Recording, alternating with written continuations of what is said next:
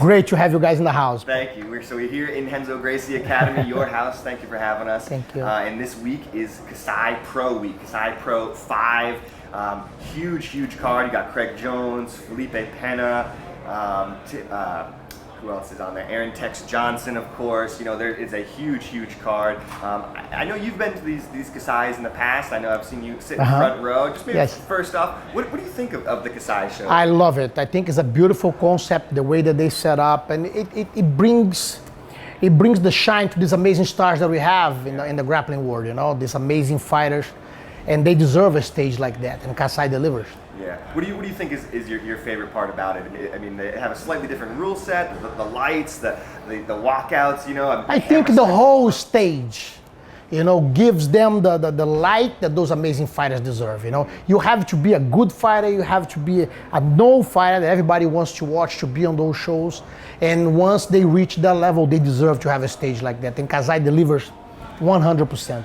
Absolutely. And this time around, they do these tournaments. This time around is the light heavyweight tournament, and a lot of huge names in the sport. I just mentioned a couple: Aaron Tex Johnson, Felipe Pena, Craig Jones is in there. What is your thoughts on maybe that tournament? My dear friend, my thoughts that we are lucky to watch such amazing match, such amazing human beings, such amazing representative of the jiu-jitsu art fighting in front of us, you know. So like I won't miss for nothing in this world. I'll be there watching. I'll be sitting there again, probably on the same seat next to Sean Williams and the guys narrating the event, you know, and enjoying this amazing card that we're gonna have this Saturday.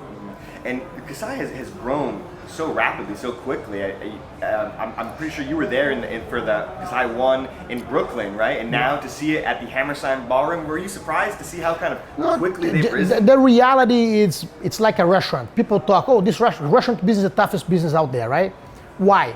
Because most of them don't have good food. You open a restaurant with good food, it can be on the top of a building, completely unknown to anybody. People will find it because the good food will be the advertising that you need, you know. So it's the same thing with KASAI. KASAI has the best fightings happening out there right now, you know, and it's the biggest stage, it's the best stage. And I think for the quality of what they are delivering, they are taking too long to reach the stardom, you know, because they do deserve that. Yeah. And one of the biggest names there on this card here is Felipe Pena. I don't know if you have any thoughts. And this is a guy, you know, Gracie Baja black belt under Homolo. I used to teach his older brother when he was 13 living here with me. Really? So it's, so it's, you know, I know the whole family, unbelievable kids, beautiful jiu-jitsu. This actually the shirt that I'm wearing right now, it's the Faixa of Gaza. It's where Felipe Pena is from. Oh, wow. I just got it as a gift, you know, and it's one of the most amazing parts of Brazil where the best fighters come from, you know, and it's from Draculino schools, and they build amazing jiu-jitsu fighters there. In Belo Horizonte? Belo Horizonte, yeah. So you've known Felipe for a long time? Long time, I'm just curious then. Yeah. What kind of kid was he growing up? Because now when I look at him, he's a beast, you know. Yes, ADCC absolute champion. He's a scary guy. But he's a very tough kid. I had the opportunity when I fought the ADCC, the super fight, in I think was 17. Was in Finland, yes. So he was there. I was able to exchange knowledge with him and help him with some of his fights, you know. He's an unbelievable representative of jiu-jitsu. His older brother used to live here in New York when he was 13, and he stayed for a long time training with us here, you know. So and then he brought Felipe. Felipe was here many times. So it's family. Yeah. You know, it's a Gracie Baja family connected to us all the time. And then I'm not sure if obviously Craig Jones trains here, and I'm not sure if you got to see a lot of him training. I did. I had opportunity to see Craig Jones. I love Craig Jones, you know, and when I come to Australia, I'll come to visit him for sure. You know, beautiful jiu-jitsu. And it's a funny thing, but everybody comes to train here. What people call it is the Harvard of the jiu-jitsu community. It's here. It's like everybody comes here to exchange knowledge, to train, to roll, to test themselves, you know, and I'm very pleased and happy because this was my whole life dream was to build a gym like this so I could train in a gym like this. And to give this to all these kids, it's a dream that came true, you know? Absolutely. It's incredible coming here and just seeing the mats packed every time. And it's just, somebody always new coming through the door. One of my favorite places to come here in New York. Absolutely. Love coming here. But also I wanted to ask about just kind of the general state of competition jiu-jitsu these days. Obviously you've been in jiu-jitsu for as long as anybody, and you've seen things change over the years. And I'm just wondering what your thoughts are these days with shows like KASAI out there, and of course Fight to Win and Polaris, and there's a lot of these big super fight shows. Do you feel like these are some great opportunities for these fighters? Definitely, it's a great opportunity for these amazing fighters to test their skill and to shine. From there you become a champion of those events, you're going to become a star, that your price goes up, your stardom goes up, you're able to reach different events, you can fight in UFC in the future, you can choose any path in your life. Once you shine on those events, that means you're a star inside our sport.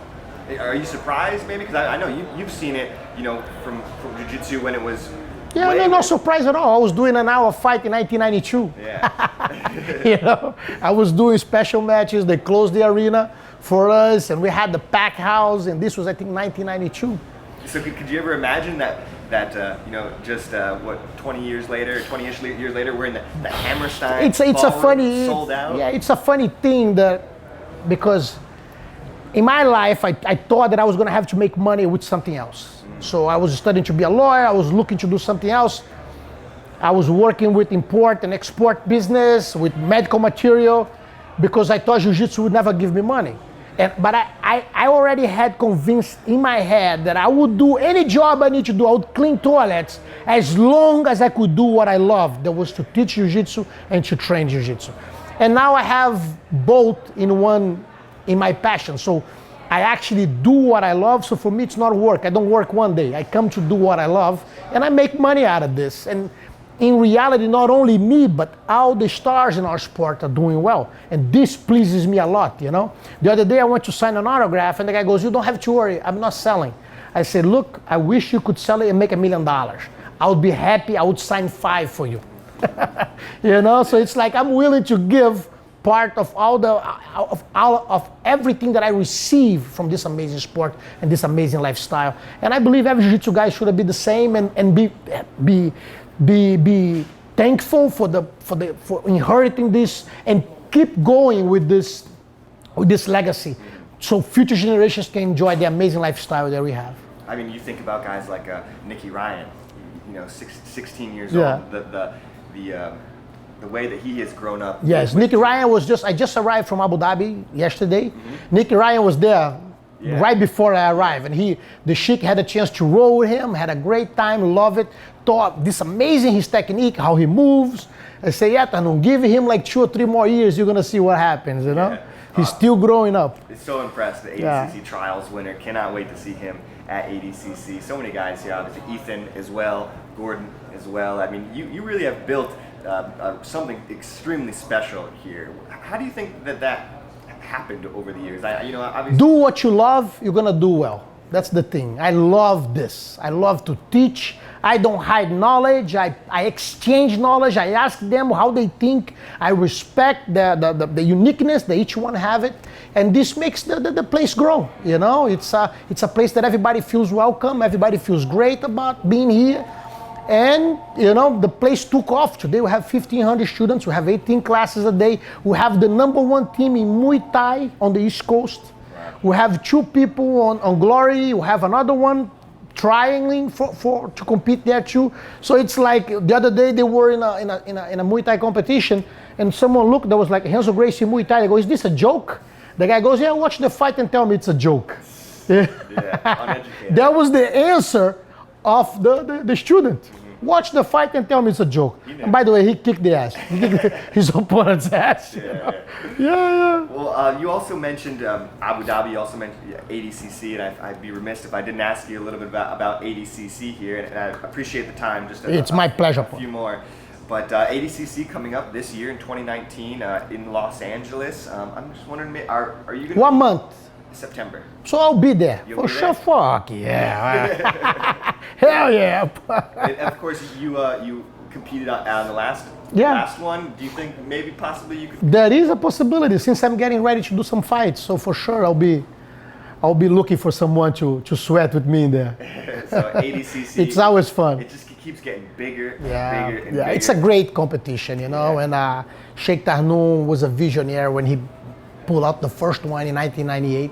And he's been doing this, pushing the sport forward. He loves. Today they have 125,000 jiu-jitsu practitioners in the Emirates. I was just there looking. They now making changes that will double the number. It's going to go to 250.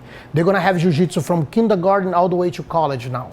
It's mandatory in school. Wow. So it's part of the physical education. Jiu-jitsu for the military, for the police, and school. Wow. Yeah. And you feel like that's a helpful thing to have jiu-jitsu in the schools? You think that's... To be honest, it changed even the way of being. It's like, for you to have an idea, I was there this week, and the instructors, I had the chance to teach like 200 people, teach a class with 200 people, and all black belts. And I had a chance to talk with them, and they say, Renzo, it's jiu-jitsu changed them so much. You were able to sit during the break, sit on the top, look, and by the way that they walk, you can tell who does jiu-jitsu and who doesn't.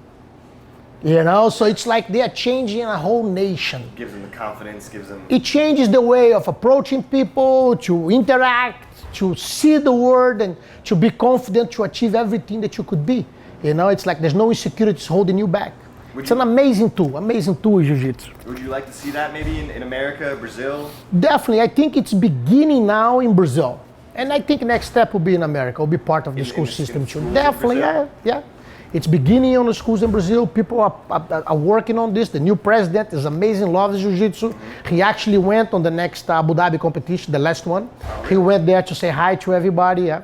Wow. So you know, so it's gonna be very interesting future. And I'm so lucky that I'm 52 right now, and I had the opportunity to see all the generations of my family still alive, still competing, still building the Gracie name and the jiu-jitsu name. And then I saw the new champions, and then I grew up, was my time, and now I see the new generations doing. And I hope I can see my grandson, who's 3 years and a half, little Roman, competing and fighting and representing jiu-jitsu the way that it's supposed to be. Wow, he's 3.5 now? Yeah. Is he already on the mats? Or? He's already doing an arm lock better than mine. It's unbelievable. That's awesome. What's that experience been like for you, I guess, over the years, to see generation after generation carry this torch? I was very lucky. You know, all the time people ask me to write a book, and I will. Yeah. But the problem is I don't stop. I keep doing new things and making things happen and achieving new horizons and breaking new rules in the way of what I build. That I didn't have a time to sit down and write a book, but soon I'll see myself as an old man, and I'll sit down and write my memories. Eventually, maybe. Yes, I will for sure. You gotta find some time though. Yes. Well, thank you so much for sitting down with us. I guess maybe just lastly, you know, a lot of people are gonna be watching KASAI this weekend. We didn't talk about Homolo versus Marcus Tinoco, of course Edwin Najmi versus Dante Leon, Fiona Watson versus Maisa Bastos. So a lot of big names. Only great names, only stars. Only stars, black belt world champions, you know, brown belt world champions on there. Huge names. What do you think fans can expect from this time around? My dear friend, an unbelievable show, unforgettable show. You know, don't miss it. Sign up at FloGrappling. If you're in New York, go there to see it. I don't know if we have more tickets. You know. Yeah, they might be sold out. I believe they're sold out already. Yeah. They told me they're sold out. So it's watch at FloGrappling, you know. So enjoy and believe it. This is something to keep in your heart forever.